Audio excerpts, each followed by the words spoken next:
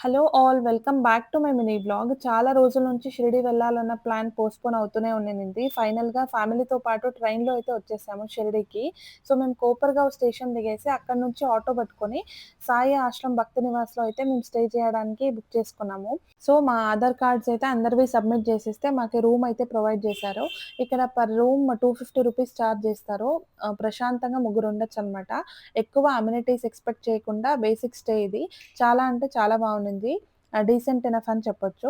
So, ఇక్కడ మేము రూమ్‌కైతే ఎళ్లి ఫ్రెష్ అప్ అయిపోయి, ఇంకా దర్శనానికైతే వెళ్దాం అన్నట్టు మేము ప్లాన్ చేసాము. ఈవినింగ్ దర్శనానికి.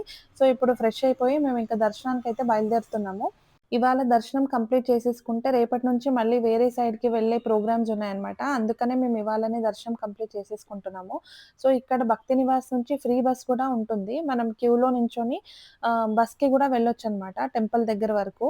లేదా మనం ఆటో లేదా ఇలా జట్కా బండిలో ఇలా అయినా ఎళ్ళొచ్చు వీటితో పాటైనా.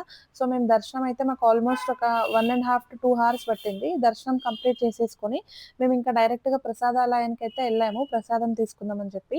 ఇక్కడ చాలా వరకు రష్ ఏం లేదు. తొందరగానే అయిపోయిందనమాట. ఇక్కడ ప్రసాదం గూడా చాలా చాలా బావుండింది. లైక్ చపాతీ, ఒక కర్రీ, ఒక స్వీట్, దెన్ అన్నం, సాంబార్ ఇలా ప్రొవైడ్ చేస్తున్నారనమాట. సో, మేము ప్రసాదం అయితే తీసేసుకొని ఇంకా అపోజిట్‌లో ఉన్న కొన్ని షాప్స్‌లో బేసిక్ షాపింగ్ అయితే చేశామనమాట. ఆల్‌మోస్ట్ టైం గూడా అయ్యింది కాబట్టి ఎక్కువ సేపు లేకుండా రూమ్‌కైతే ఎళ్ళిపోయాము.